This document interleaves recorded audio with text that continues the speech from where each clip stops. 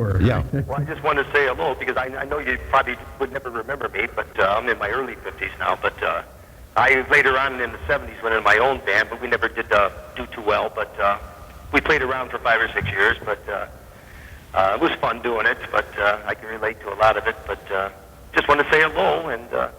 Well, I appreciate it. Thanks for the call. The old days. Thank you very much. Thanks for calling tonight. Good night. Yeah, bye-bye now. Bye. Let's take our next caller, WMJI. Hi, who's this? This is Larry calling from Mentor. Larry, this is Chris Quinn. Welcome to the show, and you're on the phone with Tom King. Oh, hi there, Tom. Hi, Larry. How are you doing? Pretty good. This is really a treat for me. I don't know if you remember a young fella back about 1961 that you taught how to play guitar in the basement rec room on Osborne. Oh, you were at my uncle's. Yeah. Garfield Heights. Garfield Heights, that's Yeah. right.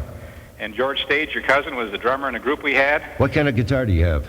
I had a Gibson Melody Maker, a real small one back then. Yes, I remember. I still got it in my garage. I stole it from you. You did? Yeah. I remember your white Fender Stratocaster. I was really impressed with that thing. That was a nice guitar, and I think that you had a problem with somebody took some of the equipment one time, and you wound up trading it in or getting another guitar. I think you had a Jazzmaster Yes. Fender that time. Yes. And I was really impressed with that. It was a nice-sounding guitar. And I went out and bought a Fender Jaguar and all the equipment and had a band in college. That's what impact you had on me. And some friends of mine took off from there, and they had their own band, so it didn't stop there.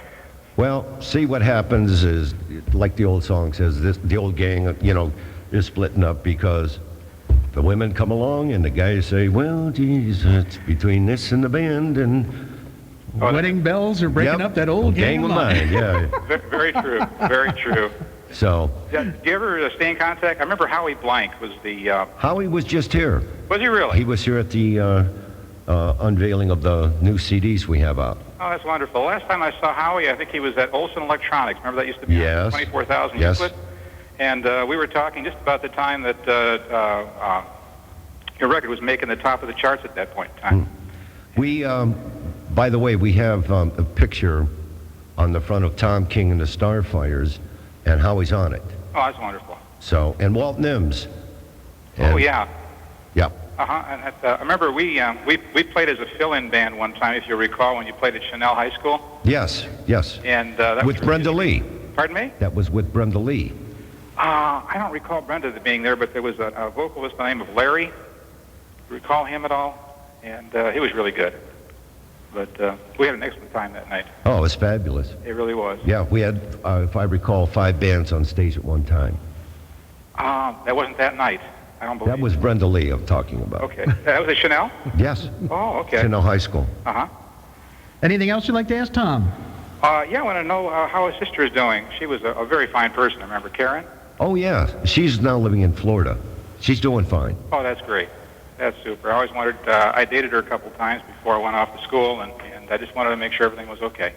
Oh, everything's super. Great. Well, listen, I have to stay in touch with you sometime. Maybe we get together and jam. Okay, you got it. Okay, guy? Hey, thanks for the phone call. Thank you. All right. Bye-bye.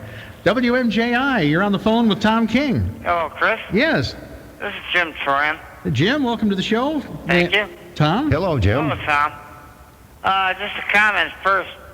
The original bass player of James Gang was Tom Chris. There you go. Thank you. That's it. Okay. I graduated from Snow with him back in '68. Right. Okay. Because his brother Richie Chris played guitar with me for a little while. Right. Last time I saw Tom, he was a mixologist at Houlihan. A mixologist? Yeah. Okay. Okay. A modern title. Yeah. Right, yeah, whatever. They make more money than a regular bartender, I guess. Yeah.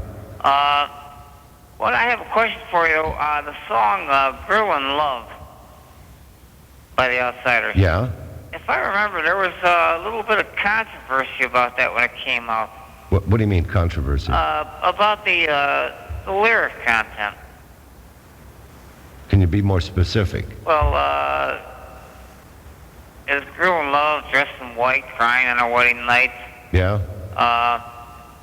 Anyway, I guess it was, more specific, the bride was left hanging because she kind of gave it up before the wedding. The real history behind that song was our bass player, Mert Madsen, was getting married. Okay. And this turned into a joke for the rest of us when we wrote the song. I see. It was not supposed to be our second release. But my wherewithal, know-it-all manager said, we're going with This Girl in Love. And I says, where's the window? That's exactly how I felt about Girl in Love. So, as far as I'm concerned, it's just history. That was kind of an unusual thing to have a ballad like that as a second release, especially when you had Time Won't Let Me, Right. which was such an up-tempo and such a hot record. Right. That it's like all of a sudden, boom, hitting a brick wall, putting on the brakes. Yeah. Wow. It's kind of strange that they did that. There again is a situation where managers should keep their nose out of your music. And that's exactly what happened. And it has gotten worse in the record industry if you are under the umbrella, the corporate umbrella of a record company. And this is why what I'm doing in the future is we're going to set up our own record company here in Cleveland. That's great. And we're going to take young artists and we're going to listen. We're not going to just be Mr. Corporate America not listening, because when I started off in the business, what I heard was the people were trying to work with me is they used examples like Pat Boone, and they would say Bing Crosby, and you're singing, you got to start singing this way. And I says, look, this is not the way Little Richard or Elvis sings. This is rock and roll. And, you know, they had their day and it's over, you know. And what I hope to do is be a good listener as far as being able to tell them the business, because that's the thing that's very distracting to an artist, is when you get into a situation where all of a sudden, like the Beatles said, we were the best of friends until we all got lawyers. Well, I'll tell you, Tom, your endeavor, I wish you the best of luck. And, Well, thank you. I'm sure it'll all work out for you. And it's been great talking to you. Thank you very much. Thanks for the call, Stay Jim. in touch. Bye. Bye-bye now. Well, Tom, we got to take a little break here, and boy, the phones are hot there. People want to talk to you tonight. We'll take a few more calls and talk a little bit more with our special guest, Tom King, on the Anything Goes Hour from the Wednesday night show at Magic 105.7. It's 10:42. This is Chris Quinn. If you